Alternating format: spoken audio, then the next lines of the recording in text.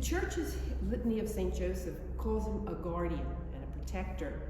He totally accepted God's inspiration to protect Mary and her child, even before he realized the scope or consequences of the role he was to play in the history of salvation. It's probably about the age of one of our college students when he learned that Mary, the woman he was expecting to marry, was pregnant. The baby she was carrying wasn't his. Before he could decide how to react to this, a messenger of God told him to risk his reputation, to marry her, and to care for her. And when he asked how he should do this, the angel replied vaguely, "Have no fear." These 3 words spoke louder than all of the practical warnings that were rattling around in his brain. So he did just that and began a lifetime of following God's signs one by one without hesitating in order to protect the Holy Family. Jesus is called the quiet man. His brand of quiet has little to do with words. It really describes the way he moved through life. He met enormous challenges protecting his family from tyranny, death, homelessness, without drama, without self-pity. He always ignored the what-ifs and never asked for a timeline or questioned outcomes or sought reassurance or even acknowledgement. He never even raised those reasonable excuses like his lack of experience or his youth. When his newborn son's life was in danger, an angel told him in a dream to flee Bethlehem in haste and go on foot to Egypt, and then to stay there until God told him to come back. Without delay, Scripture tells us, he got up, took the child and his mother, and left that night. Did he feel inadequate? Was he uneasy about the journey or how they would live in a strange land, or when their quarantine would end and they would return home? There's no doubt that he dealt with all these inner conflicts and reluctance. But all of that was secondary to the quiet trust that helped him to wait for God's plan to surely show itself. His trust in God's faithfulness assured him that his family would be safe and all would be well. There's a prayer to St. Joseph that I learned when I was a teenager. In it, we ask St. Joseph to use his influence with God to make impossible things possible, to aid us in trouble and distress, and to take our important and difficult problems as his own.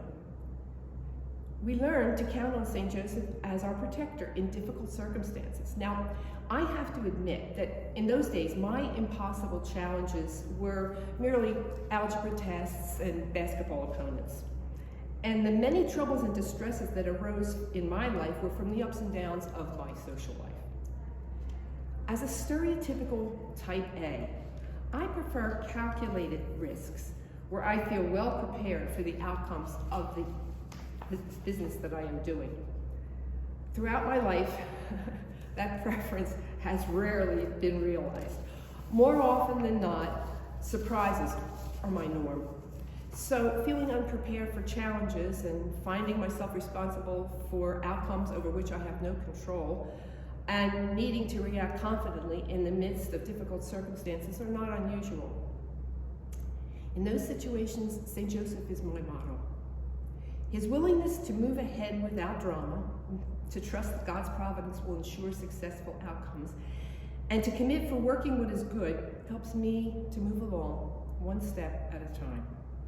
Now, to be clear, self-doubt and hesitation and all the reasons why another person might do things better, quicker, and even more efficiently than I do always lurk in the background, just as they pitted themselves against Joseph's attempts to fear not. But the quiet confidence that led to Joseph's fulfillment of his part in God's plan offers me a reliable model. His consistent and quiet example moves ahead of me, showing the way. Actually, as high school kids, the sisters would say, "Go to Joseph, go to Joseph," and it was kind of a mantra ask St. Joseph. St. Joseph will take care of it. And so I think at that point, he became three-dimensional. And then, of course, I became a sister of St. Joseph. So you've got to pay attention to St. Joseph when you're a sister of St. Joseph.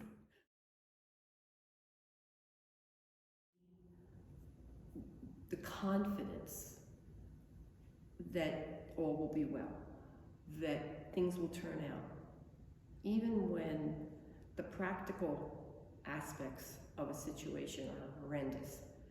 And common sense would say, this is crazy. You know, you can't do this, or you shouldn't do this, or you shouldn't say yes to this, or don't agree to this, or I was asked to do something. I said, sure, I can do that. And then after that, I worry like crazy, but I know deep down inside, it will be well. God's providence, and it's not St. Joseph making this happen. It's Joseph's intercession with God will make this turn out the way God planned it to turn out for all eternity. You know, St. Joseph is a model. St. Joseph is a protector. St. Joseph is not our creator. He is not the author of all graces and life, of course. So, you know, I asked Joseph to be my companion before the throne of God. And sometimes you really need to know people in high places to get something done. So he fades in and out of my life, you know. And sometimes, in fact, this week I was saying, and why do I let that happen? Because he really is such an advocate and such a protector. What he did for Mary and Jesus, he is willing to do for all of us. So what we need to do is ask. You know, ask for help. Speak for me. You know, be my witness.